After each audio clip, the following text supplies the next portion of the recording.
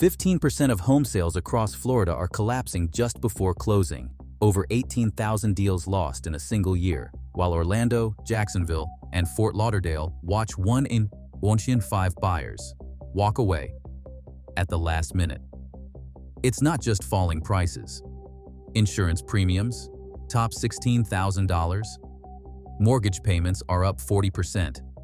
And condo owners face assessments as high as $80,000 per unit, driving entire neighborhoods to the brink. Florida's governor is now facing a complete political meltdown, forced to admit, "We never expected it would get this bad this fast." But how did a state once at the heart of America's housing boom unravel into crisis? And what really triggered the chaos that's now rippling through every corner of the Sunshine State?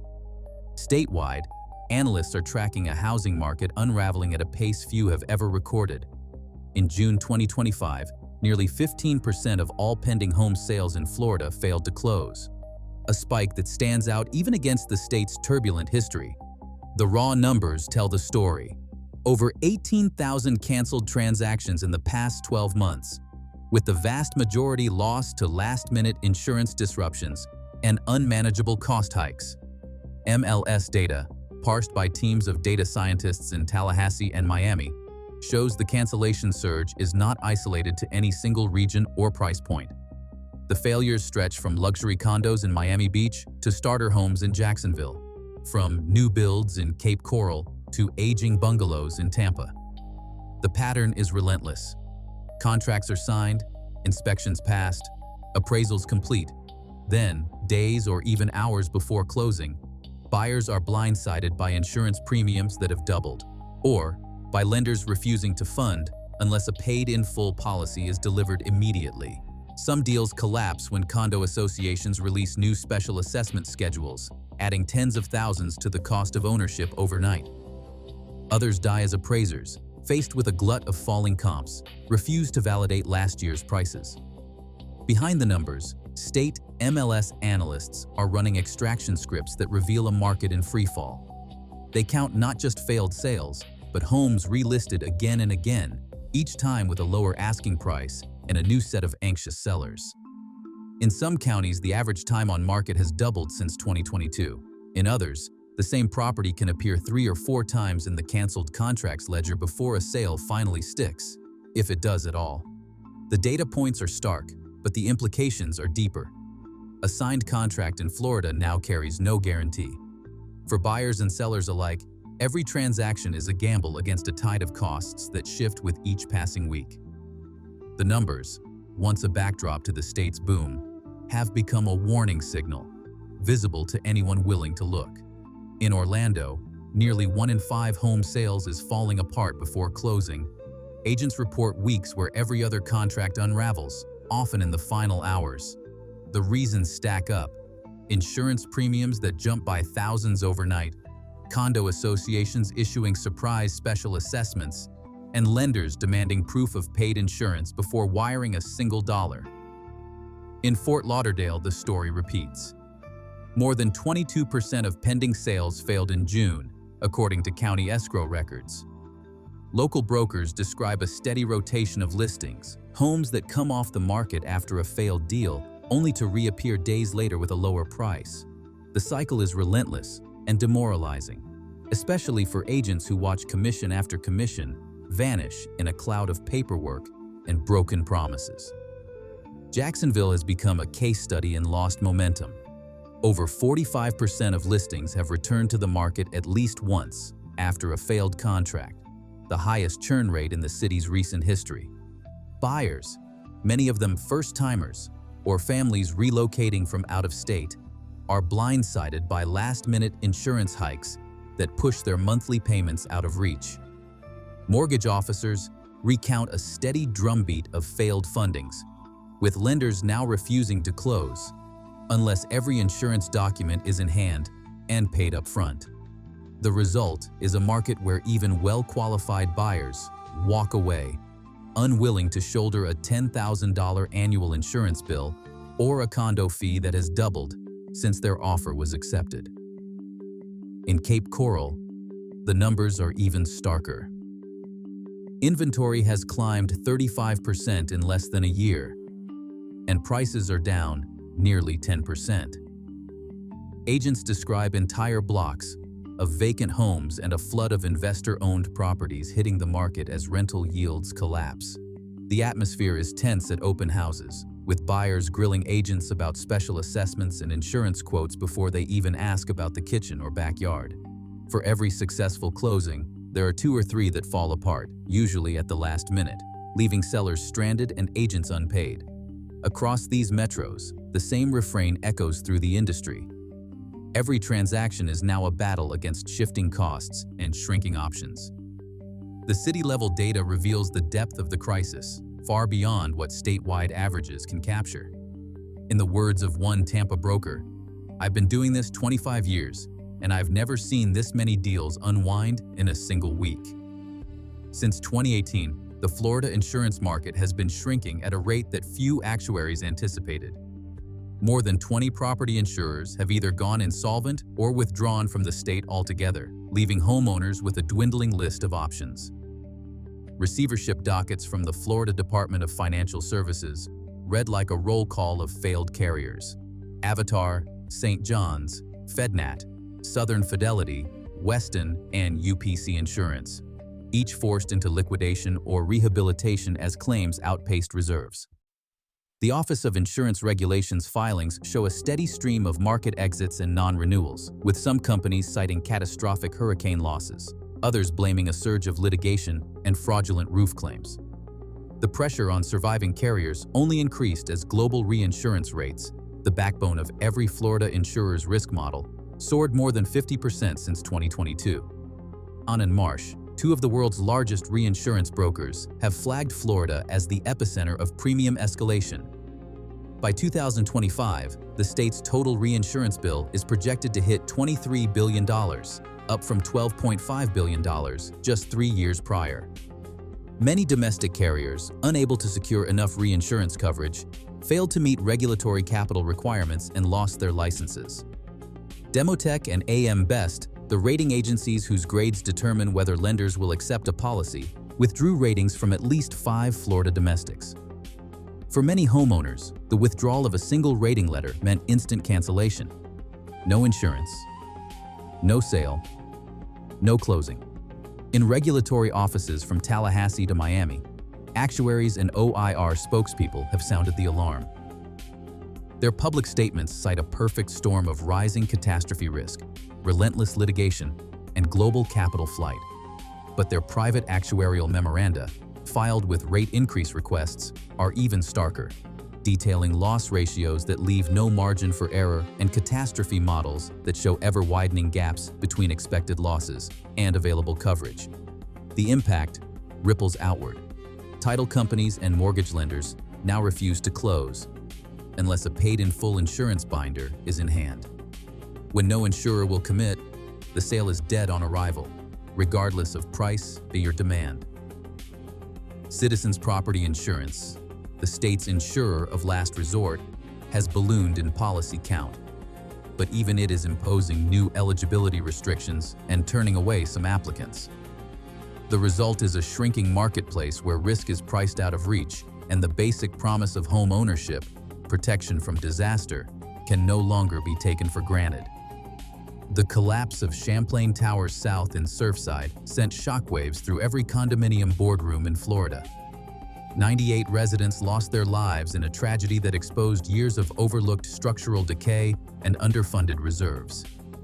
In the aftermath, lawmakers convened in Tallahassee to draft Senate Bill 4D, followed by Senate Bill 154, reshaping the rules for every condo building 3 stories or higher. These laws mandated regular structural integrity reserve studies, SIRS, by licensed engineers every 10 years, and, for the first time, required associations to fully fund reserves for critical repairs. Gone were the days of waiving contributions to save on monthly dues. The new statutes set strict deadlines. Buildings 30 years or older, or 25 if within 3 miles of the coast, had to complete milestone inspections by the end of 2024. Associations that missed the deadline risked steep fines and, in some cases, declarations of unsafe occupancy from local governments. The Department of Business and Professional Regulation issued compliance calendars and reporting forms. But the backlog quickly grew. By late 2024, less than half of eligible buildings in Miami-Dade and Broward counties had completed their required inspections. Engineers were in short supply, and their fees soared as boards raced to secure contracts before penalties kicked in. The impact on condo owners was immediate and severe. Engineers' reports often revealed millions in deferred maintenance, spalling concrete, rusted rebar, leaking roofs. Reserve studies translated those findings into funding schedules that doubled or tripled monthly dues. Special assessments landed like thunderbolts. $15,000 here, $40,000 there, and in some cases, as much as $80,000 per unit. Owners on fixed incomes faced impossible choices: sell at a loss, take out loans, or risk foreclosure. Boards boxed in by the new laws insisted their hands were tied. "If we don't levy these reserves, we break the law," read one association's minutes from a stormy 2024 meeting. Legal battles erupted as some owners accused boards of mismanagement or self-dealing, especially when contracts for repairs went to connected firms or assessment details were concealed. Broward County courts saw a surge in lawsuits, with judges issuing injunctions and, in rare cases, freezing repairs until disputes could be resolved. For many buildings, the combination of regulatory deadlines, engineering shortages, and financial shockwaves drove a surge of distressed listings. Inventory swelled as owners unable to pay new assessments rushed to sell, often at steep discounts. Insurers, wary of buildings behind on inspections or reserves, raised premiums or refused coverage altogether, pushing more owners into the arms of Citizens, the state's insurer of last resort. The Surfside tragedy and the legislative crackdown that followed didn't just raise the bar for safety, they fundamentally altered the financial landscape for tens of thousands of Floridians. The cost of compliance rippled outward, fueling the next phase of the housing crisis and setting the stage for the explosive market turmoil that would follow. In the spring of 2022, Florida's real estate market ran on adrenaline. Bidding wars erupted on driveways and front lawns, with buyers waiving inspections and offering cash well above the asking price. In Lee County, active listings fell below 4,000, numbers not seen in decades. Local realtors described the frenzy as unlike anything in memory. Homes Kawams hit the MLS in the morning and drew a dozen offers by sundown. In Naples and Fort Myers, agents fielded calls from out-of-state investors before signs even went up.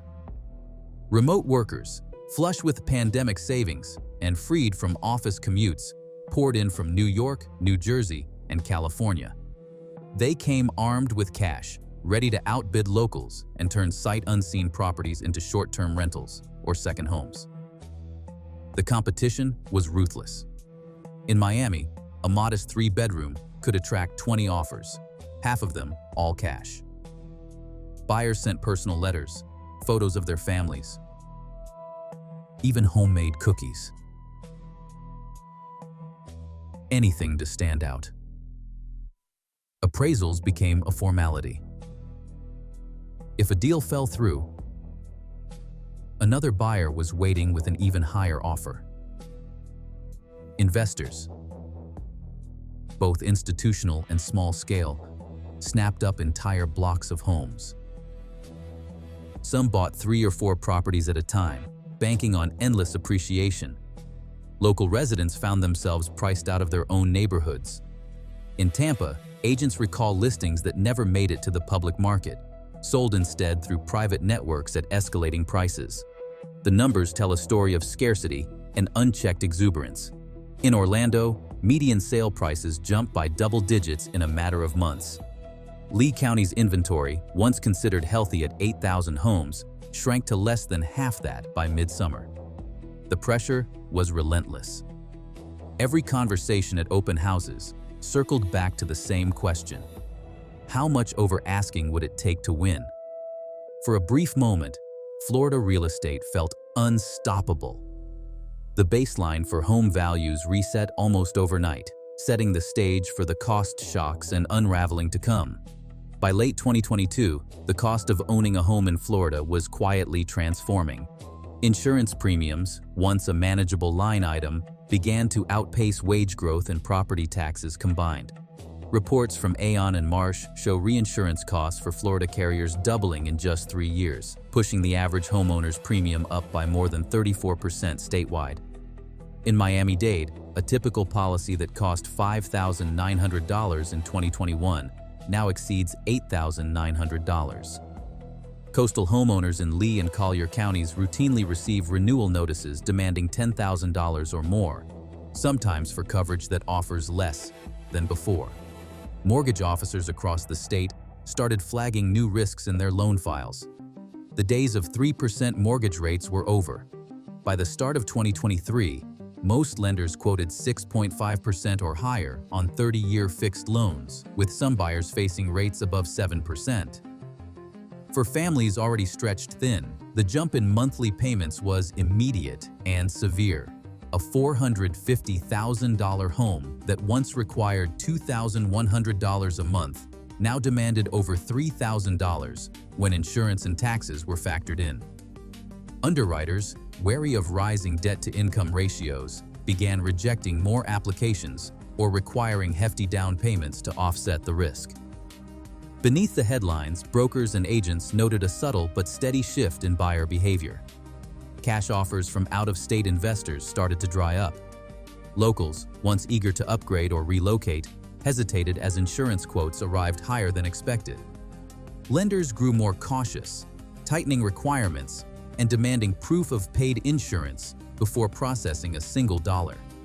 In some cases, buyers discovered last-minute premium hikes that pushed their ratios over the edge, forcing them to walk away after months of preparation.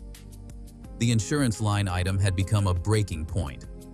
Reinsurers, spooked by hurricane losses and mounting litigation, raised prices for every carrier operating in Florida. Those costs landed squarely on the backs of homeowners and, by extension, the real estate market itself. The affordability crunch was no longer theoretical. For many, it determined whether a deal could close, or if the dream of home ownership would slip out of reach. Citizens Property Insurance Corporation, the state's insurer of last resort, has become the linchpin of Florida's battered insurance market. By 2023, its policy count soared past 1.44 million, a level not seen since the fallout from the last major crisis. The numbers are more than a statistic. Each new policy represents a homeowner who lost private coverage, often with little warning, and had nowhere else to turn. Citizens Board minutes from the past 2 years reveal a steady stream of actuarial warnings. Internal models show loss ratios that leave almost no margin for error. Rate filings submitted to the Office of Insurance Regulation paint a picture of mounting risk. 13% increases for primary residences, as much as 50% for non-primary homes and rentals. In Miami-Dade and Broward, the average Citizens premium now tops $8,000, and in coastal zones, quotes of $12,000 or more are not uncommon. The tiered rate hikes are only part of the story. Citizens actuaries tasked with keeping the company solvent have pushed for even steeper increases in their memoranda, citing reinsurance costs that have doubled since 2022 and a claims environment where every new hurricane season threatens to wipe out reserves. Yet statutory caps on rate growth, known as the glide path, have forced the board to balance actuarial necessity against political pressure and public outrage. For many homeowners, Citizens is now their only option, but even this safety net comes with strings attached. Eligibility restrictions have tightened.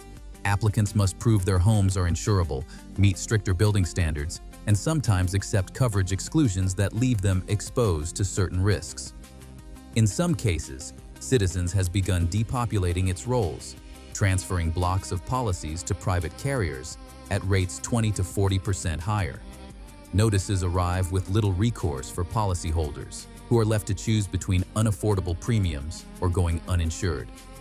Citizens leadership, appearing before legislative committees and in quarterly press briefings, has downplayed fears of insolvency, But the actuarial filings tell a more sobering story.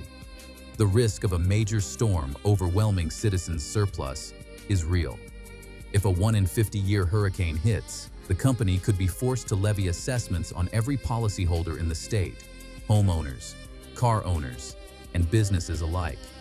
In board meetings, the phrase contingent liability is repeated like a mantra.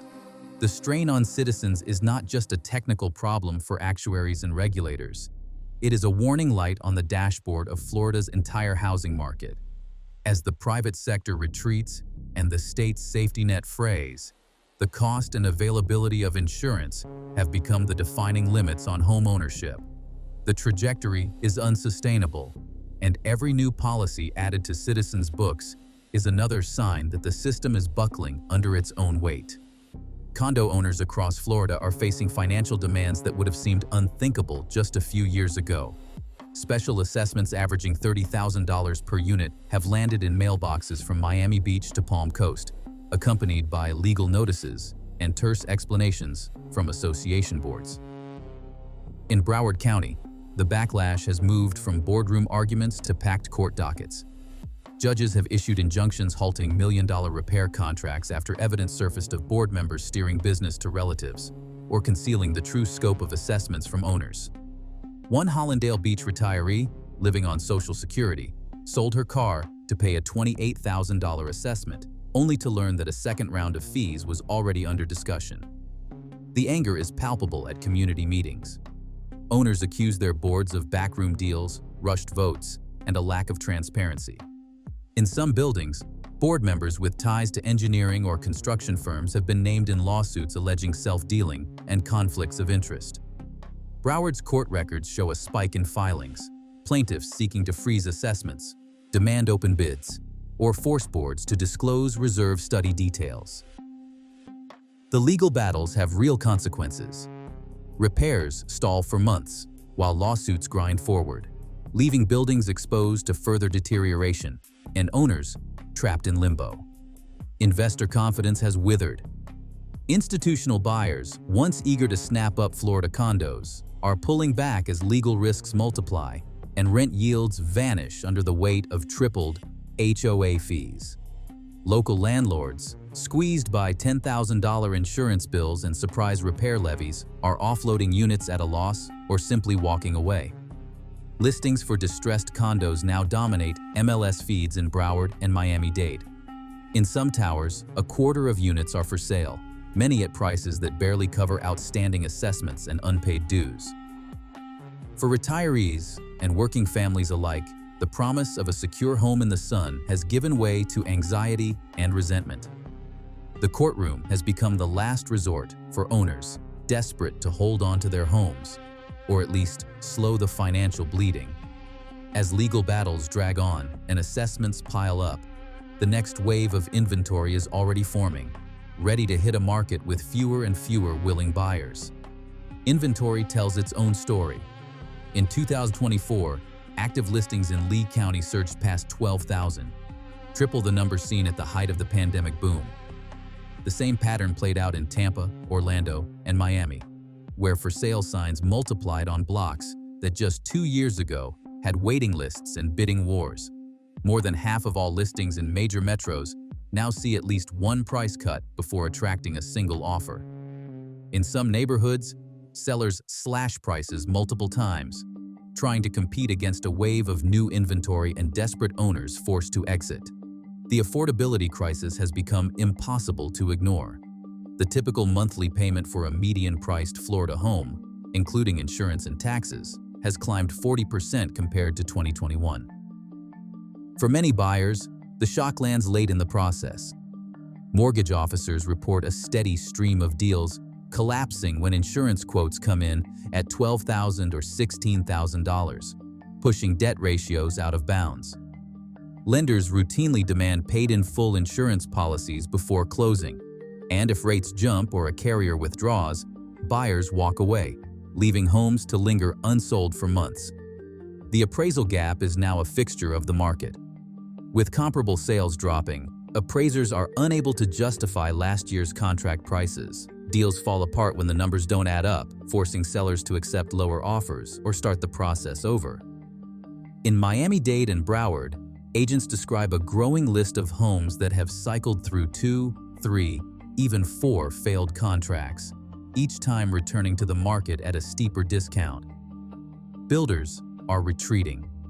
National home builders like D.R. Horton and Lennar have issued halt notices, pausing new projects and mothballing half-finished subdivisions.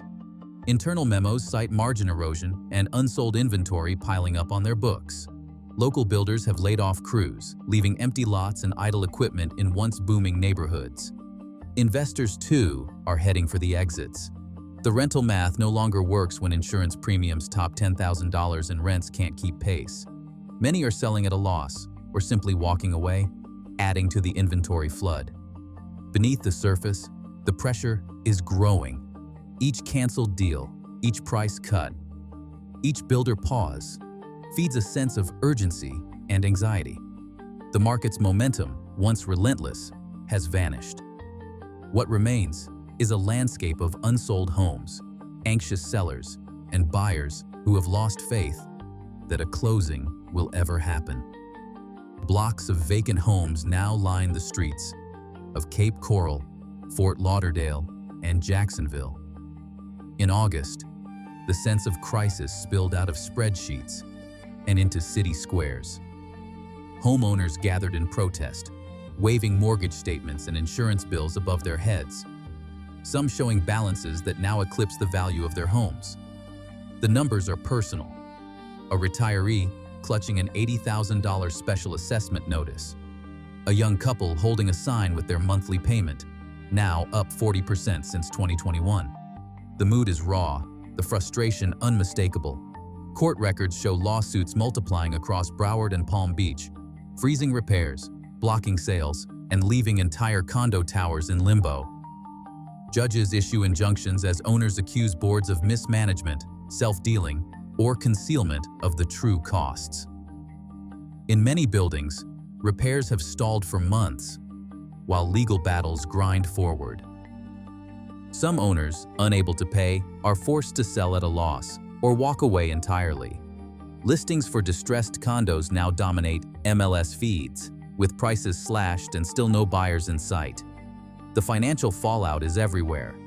Statewide, more than 18,000 home sales have collapsed in the past year. In Orlando and Fort Lauderdale, more than 1 in 5 deals has failed. In Cape Coral, inventory is up 35%, and prices have dropped nearly 10% in 12 months.